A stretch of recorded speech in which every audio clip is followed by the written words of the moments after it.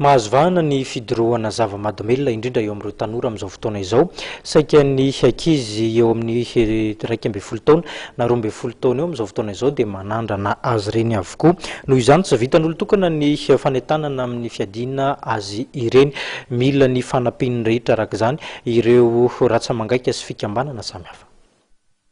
Ny tanora no anisan'ny manana ny atotanisa betsaka indrindra eto Madagasikara.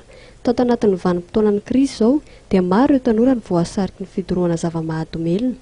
Anisan'ny sarotra no miala aminazy ireny rehefa tafiditra hoy nambaran'ny voalohan'ny say fikambanana izay miady amin'ny fidorohana zava-mahadomelina ary manampy ireo tanora hiala amin'izany.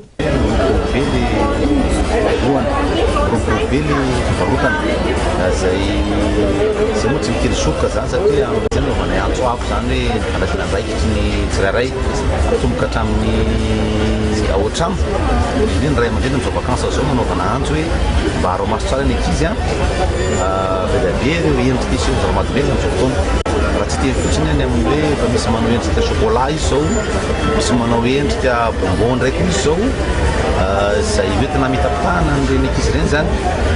Izy moa tsy malalaka baroka zay zany no hoe nanomana antso avo amin'ireo ray aman-dreny. Efa tafiditra amin'ny sehatra maro ireo karazana zava-mahadomelina hita amin'izao fotoana izao. Manoloana izany dia tsy mijanona mitady hevitra ihany koa ny eo amin'ny fikambanana mba hisintonany sain'ireo tanora tsy ho tafalatsaka amin'ireny. Ny zavatra ataonay zany dia mampiasa ny fanatanjahantena zay raha tsy tena ohatra hoe mampiasa ny atao mafy be zay mampiasa ny grassroots zay FIFA izy hoe raha fédération malagasy de football ho an'ny ankizy kely 6 à 12 ans sy ankizy 13 à 15 ans izy zany dia fampianarana ny teknika football zany fahatonga an'ilay ankizy hoe sy mahay baolina izy no mianatra ny côte de conduite lava be ity zany ato ty tsy mpitondran-tena zay onona tsy hoe zay namorona ty fa hitady amin'ny atelier amin'ny Nations Unies zany nanapahany tany Genève no nanapahany io zany hoe mba tsy mpitondran-tena tankina izy fanatanjahantena. Mampiasa kosa ny temps soixantiens izay dia amin'ny tambazotra anankiray atao hoe irinina Eastern Africa Regional Youth Network aty Afrika Atsinanana raha miasa mazava hoazy fidina mikambana ihany foana dia izy indray zany dia fampianarana ankizy ihany koa momba ny zava-mahadomelina dia lesonazony avy eo ny avy amin'ny chorégraphie sy sketch concours-na danse zany izy io.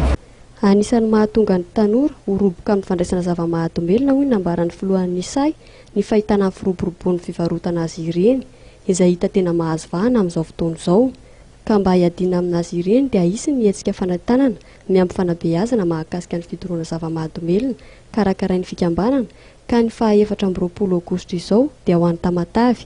Ka hisy ihany koa ny hetsika ho tanterahany eto Antananarivo izay atao eny Ambomirary ny sabotsy izao ka 700 ireo ankizy andrasana amin'izany.